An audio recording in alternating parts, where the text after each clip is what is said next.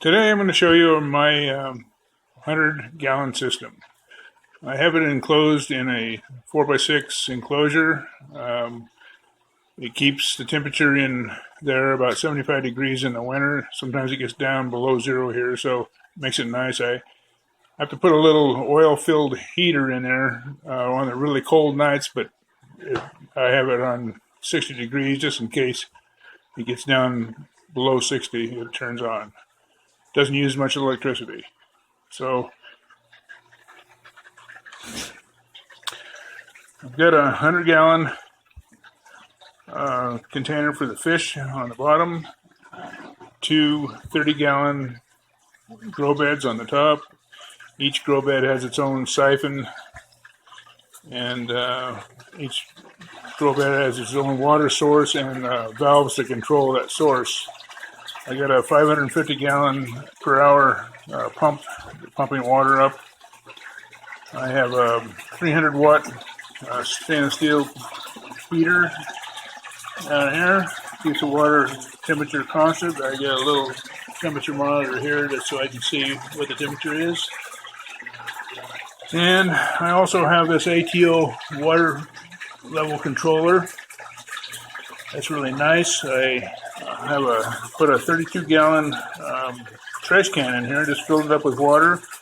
Put a little 200-gallon per hour pump in the bottom with a clear plastic hose to feed. You want to make sure that when you do this, I found out the hard way, that you want to loop it down below the inlet, because when the pump turns off, it still siphons water out of the container if you don't do that. Another good reason for this is, as you can see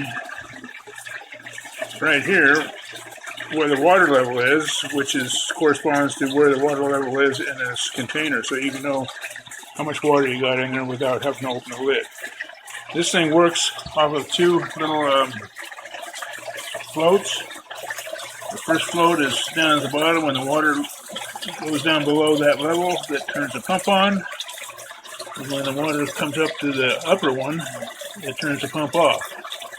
So this saves me having to pull a hose out in the winter and fill these tanks up every week. It takes about 5 to 6 gallons a week, the evaporation in here. So this will work out nice. I don't have to fill this up once in a while.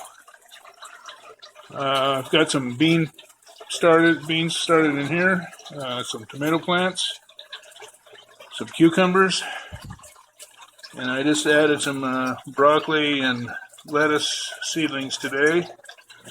See how they do, and go from there. I keep some other plants in here, my Hoyas, which are kind of a tropical plant that like this warm temperature in here. You can see some of them are blooming now. So that makes it nice all winter long in here. I have a little ventilation hood here that I just lift up in the summertime, and it keeps the temperature around 80 probably in here.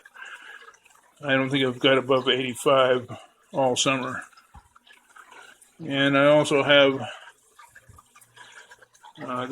all the systems on a power controller here that each one of these outlets have its own switch. Makes it nice so I can turn them off individually instead of having to turn off the whole thing to fix a pump or a filter or what have you. So this is my system.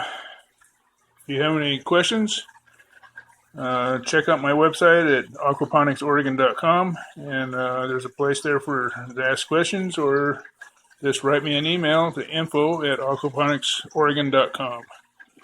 Thank you for watching.